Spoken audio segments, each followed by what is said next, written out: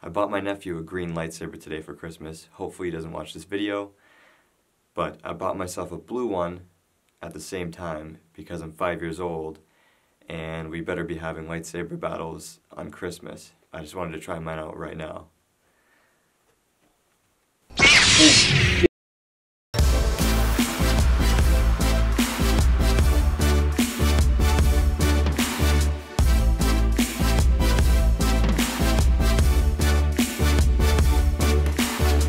When you're trying to get better at anything, progress is slow.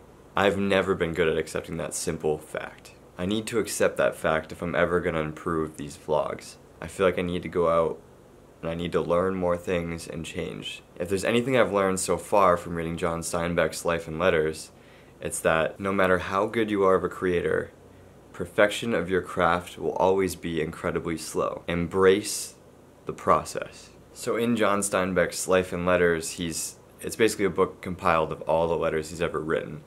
And in these books, he's repeatedly writing to his friends that, oh, this letter got rejected today, this manuscript got rejected today.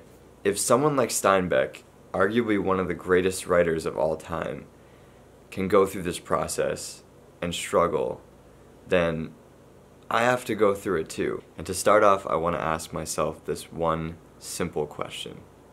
How do I get better? So in the idea of getting better, I've developed a 4-step process, kind of just for myself. You can use it if you find it helpful, but I find it helpful to kind of lay out this process.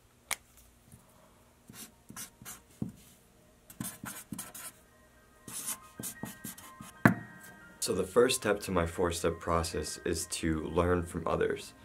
Now, what I mean by this is collaborating with other artists that are doing video and photography. And I think it's important to talk to people that are doing really cool things, but I think I need a little bit more of a spotlight so I can start making those connections. But once I do, I can't wait to work with other people.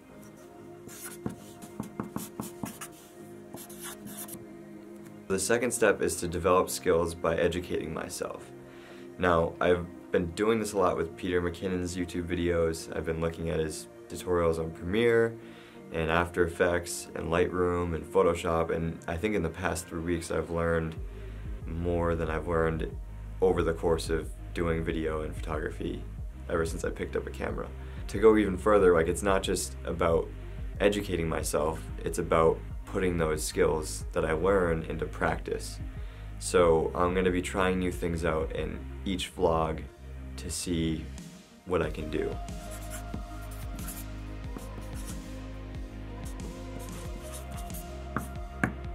Step 3 is to take time to develop ideas and stories. And I guess what I mean by this is I've always been eager to kind of just put out content and put out content. But I want to really brainstorm things before I put them out there. I want to make sure I have a good story and that there's some connection to the audience, like they have a reason to watch my videos.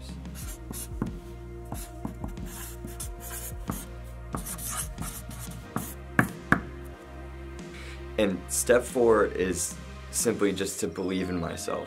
And that's probably one of the hardest steps for me, and I'm sure for anybody watching this. It's having confidence in what you're doing, even if literally no one watches this video. I'm doing it to develop my skills. And I guess that's the most important part. I have to have that confidence in myself to push myself and learn more and enjoy these videos, even if no one's watching. I need to believe in what I'm doing. I've done a good job pushing myself and believing in myself. There are moments where I'm like, why am I doing this if no one's watching? But I'm gonna keep going, and that's the most important part. And to go even further, like if there was a step 5, it would be to inspire others. Whenever I see somebody chasing their dreams and going out there and creating their art and living their truth, it inspires me.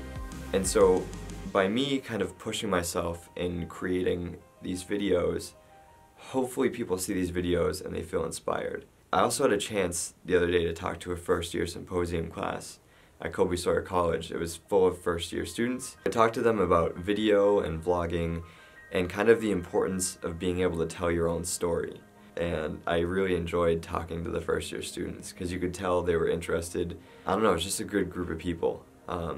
So this is some of that presentation that I did. If you can imagine just like walking the streets of Boston or something, going like this. So yeah, like I got a cup of coffee today and it was like really good. And like people are like, what the hell is this guy doing? Like, and that's the biggest, I think, part about vlogging is it's being comfortable in your own skin and talking to a camera and looking like an insane person.